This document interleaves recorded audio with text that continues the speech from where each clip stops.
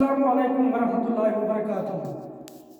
طلباء و طالبات، آج جو ہے آسمان، پھول اور لہو افسانہ کے سوالات کے جوابات میں آج آپ کے سامنے پیش کروں گا۔ پہلا سوال ہے، دکاندار لڑکے کو گڑیا کیوں نہیں بیچتا تھا؟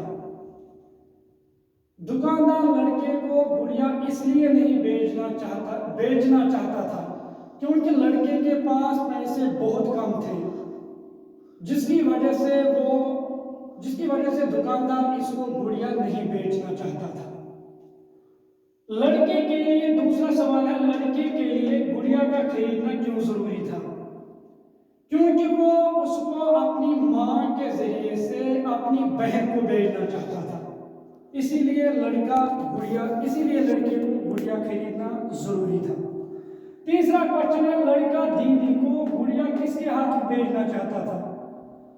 لڑکا اپنی ماں کے ہاتھوں بہن کو گڑیا بیچنا چاہتا تھا۔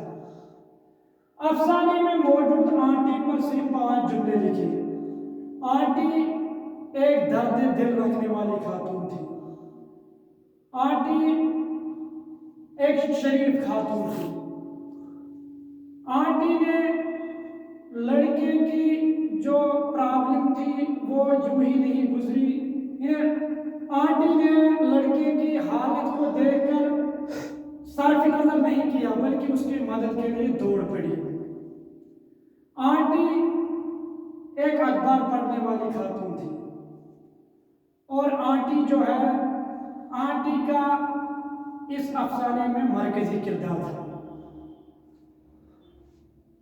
پانچواں ہے، لڑکے کی کون سی دعا اللہ تعالیٰ نے قبول کر لی؟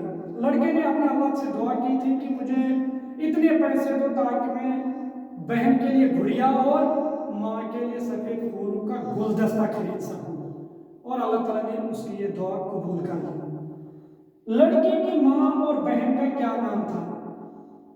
لڑکے کی ماں کا نام حلیمہ بی بی اور بہن کا نام خالدہ تھا۔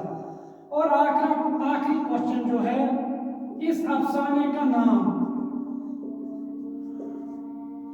آسمان، پھول اور لہو کیوں رکھا گیا؟ کیونکہ اس افسانے میں یہ تینوں الفاظ استعمال ہوئے ہیں اور ان کی معنوی مناسبت کی وجہ سے اس افسانے کا نام آسمان، پھول اور لہو رکھا گیا۔ مجھے امید ہے کہ یہ سارے کوشچن آپ کو انڈرسٹینڈ ہو چکے ہوں گے۔ تو ملتے ہیں نیکسٹ ویڈیو میں، تب تک کے لیے خدا حافظ۔